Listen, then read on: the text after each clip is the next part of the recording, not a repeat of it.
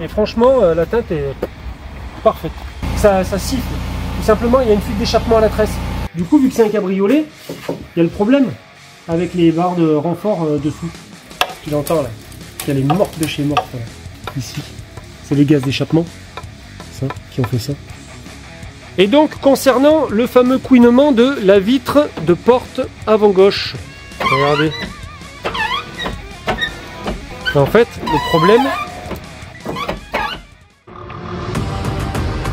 Fasciné d'automobile depuis mon plus jeune âge, mon hobby, acheter au meilleur prix des véhicules aux quatre coins de l'Europe, voire du monde, pour ensuite les remettre en état et les proposer à la vente. Du véhicule sinistré au véhicule de collection, les surprises ne manquent pas.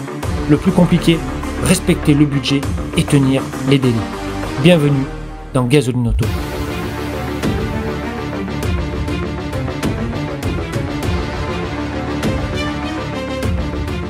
Bonjour à tous et à toutes. Alors, la suite de la 207 cc. Alors ça y est, la 207 cc est quasiment finie de remonter. Vous avez pu voir un petit peu l'aile arrière donc chez Seb. D'ailleurs, on va aller la voir de suite sur le parking. Et elle est vendue. Et oui, je l'ai mis en annonce et 4 jours après, elle était vendue. On avait peint en bord à bord en plus. Hein. Et franchement, la teinte est parfaite. Parfaite de chez parfaite.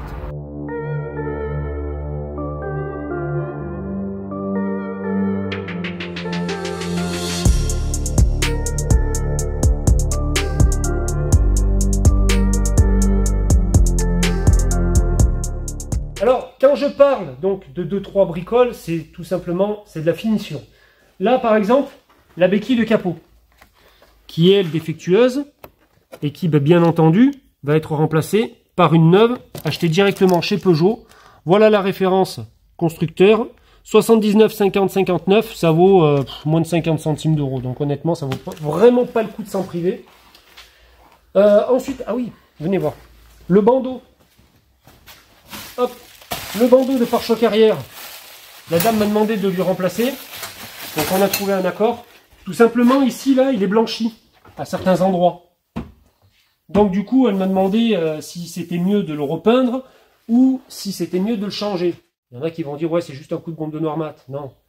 Il y a le fait de le démonter, de le poncer, de le dégraisser, mettre le primaire d'adhérence, et ensuite de ça, de le peindre avec la couleur noire spéciale pour les Peugeot, pour pas qu'on ait de différence de teinte avec les autres plastiques. Je lui dis honnêtement, je préfère faire un effort. Je vous commande la pièce, le bandeau là.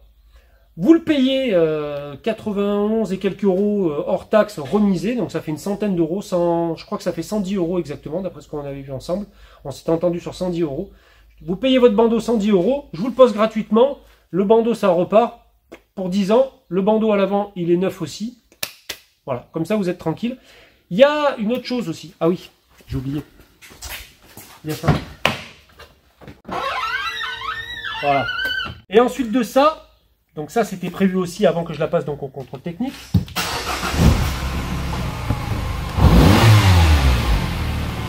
On entend un peu légèrement, ça siffle. Tout simplement, il y a une fuite d'échappement à la tresse. Maladie chronique sur tous les intermédiaires d'échappement qui ont donc cette fameuse tresse, je vais vous montrer. Voilà, donc j'ai acheté ça chez les Polonais. Et ça vaut, chez les Polonais, ça vaut une quarantaine d'euros. Ils donnent des colliers, mais je vais le souder, honnêtement. Je préfère. Alors c'est de l'universel, hein, donc il va falloir certainement l'adapter un petit peu. La référence.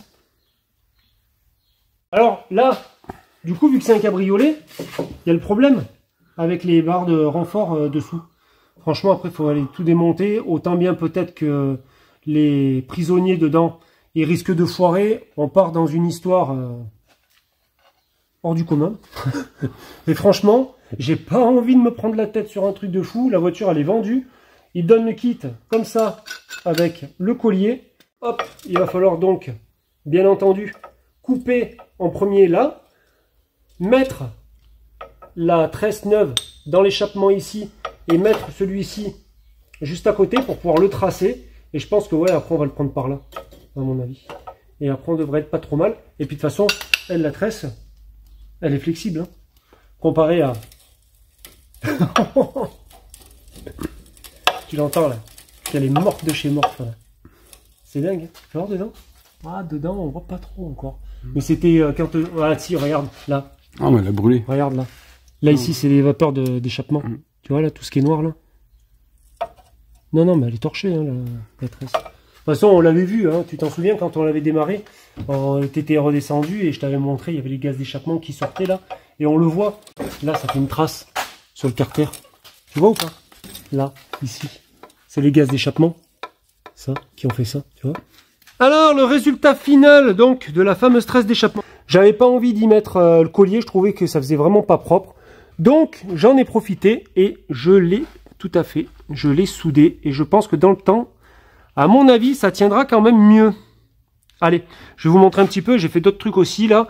J'ai vu qu'il y avait ici la patte d'échappement qui avait été soudée à l'arrache. Donc, du coup, ben, je l'ai ressoudé correctement et j'ai mis un petit coup de bombe de zinc dessus pour... pouvoir protéger de la corrosion par la suite. Et puis derrière, je me suis aperçu aussi, hop, il est là, ici, le cylindre bloc qui tient le pot d'échappement. On appelle ça tampon élastique. Vous avez la référence qui s'affiche au bas de l'écran. Lui, je l'ai changé aussi. Parce que tout simplement, il était défectueux. Voilà un petit peu. Ah oui, bah bien sûr. J'ai repris aussi ici la soudure de clébard qui nous avait fait en même temps. J'ai mis un petit coup derrière de bombe de zinc aussi pour le protéger. Voilà. Honnêtement, ça durera dans le temps, il n'y a pas de souci. Hein. La ligne d'échappement va chauffer. Il y aura des projections forcément de terre, d'eau, de boue, tout ce qu'on veut, de neige et tout. Et à la fin, ça se verra plus. Mais voilà, au moins, je sais que la ligne d'échappement tient correctement. Honnêtement, je ne pouvais pas me permettre de changer un tube intermédiaire. Alors, par exemple, vous voyez, pour la 207cc, et pour tous les véhicules que je vends avec Gasoline Auto, je donne une facture interne de reconditionnement d'un véhicule d'occasion. Donc en fait, c'est tout simplement la traçabilité de tous les frais qui ont été effectués sur le véhicule, autant main-d'œuvre que les pièces qui ont été remplacées. Et aussi, donc, quand il y a les vidanges de boîtes de vitesse, tout. Vous voyez un petit peu? Avec ici, donc, les temps. Vous voyez, là, il y a 9h15. Là, il y a 3h30 en carrosserie. Là, on est à 5h en T2 en carrosserie. Et puis, donc, on a le cumul des heures ici en T1, le cumul des heures en T2, le cumul des heures en temps peinture, le montant des pièces qui ont été remplacées sur le véhicule et donc le montant total de l'intervention qui a été faite pour la remise en état de ce véhicule. Et donc, concernant le fameux couinement de la vitre de porte avant gauche. Regardez. Et en fait, le problème, il vient d'ici. Et quand je mets de la bombe, comme ça, vous voyez, dans le rail,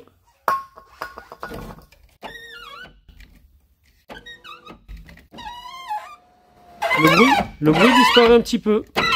C'est tout simplement que c'est les rails en fait qui sont pas graissés. Et moi, à mon avis, vous voyez, hop, la graisse qu'il y a à l'intérieur du rail est sèche. Et c'est le problème qu'on rencontre. D'où le couinement. Et le problème, donc, venait bien du lève-vitre. Alors voilà l'ancien lève-vitre. Il est ici. Et le lève-vitre tout neuf. Voilà. Allez, on va faire un petit essai.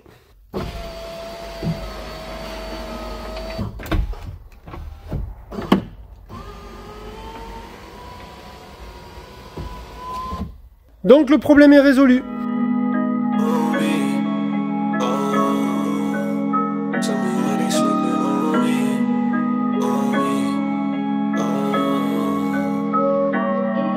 They said an early bird gon' get the worm. Feel like I'm stuck in line, waiting my turn. All of the L's I took are lessons I learned.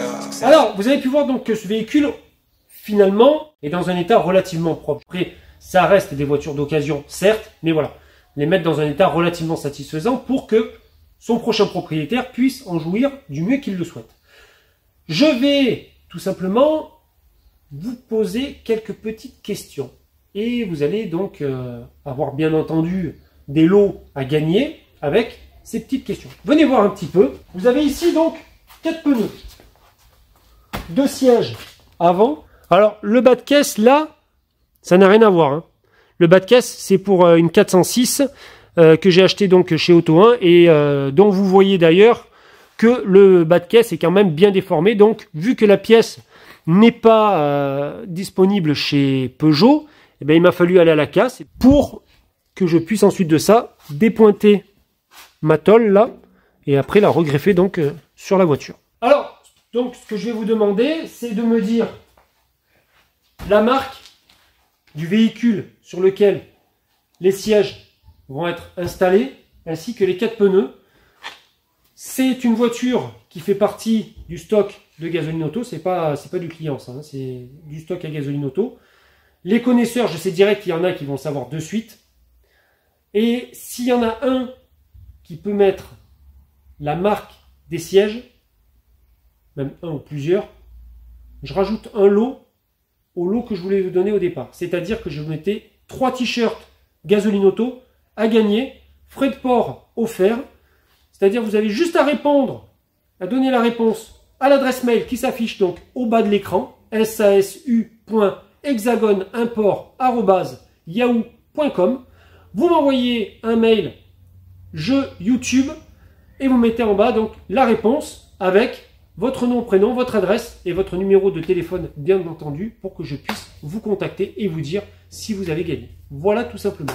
Et j'espère que vous allez être nombreux à participer à ce jeu parce que tout simplement ça me prouvera que derrière il y a du monde aussi qui regarde. Il n'y en a pas beaucoup qui commentent, quoique si. Il y en a qui sont quand même pas mal lâchés hein, sur les likes. Hein, parce que la dernière vidéo, là, on est à 40 et quelques mille vues. Bon, ça a été un truc de fou. Hein. Et 5000 et quelques likes. 5,2 kilos de likes. Je suis resté étonné. Donc, n'hésitez pas donc à liker, à commenter aussi. Ça fait souvent plaisir. Ça fait très très plaisir, hein, d'ailleurs, les commentaires. Et, bien entendu, activez cette foutue cloche. N'oubliez pas de mettre un pouce bleu vers le haut ou un pouce bleu vers le bas, mais je ne vous en voudrais pas si cette vidéo vous a plu ou si elle ne vous a pas plu. N'oubliez pas non plus donc, de commenter comme je vous disais précédemment et de vous abonner. Ben oui, parce que là on est bientôt à 170 000 abonnés. Donc j'ai envie de vous dire que c'est quand même assez encourageant pour moi. Et sachant qu'en plus de ça, la nouvelle chaîne YouTube, ça fait combien de temps qu'elle est ouverte? Un peu plus d'1 an. Parce que c'était en mars 2022 que j'ai été piraté de YouTube. Donc mars 2023, ça fait un peu plus d'1 an et je suis déjà à presque 200 000 abonnés. Donc n'hésitez pas à vous abonner si vous ne l'avez pas encore fait. N'oubliez pas, le petit jeu concours là, j'attends vos réponses. Et prenez soin de vous. Eh bien, au week-end prochain, bien entendu, c'est une évidence, les vidéos de Gasoline Auto reprennent, messieurs, mesdames. N'hésitez pas, abonnez-vous, likez, commentez. Allez, bye, week-end prochain.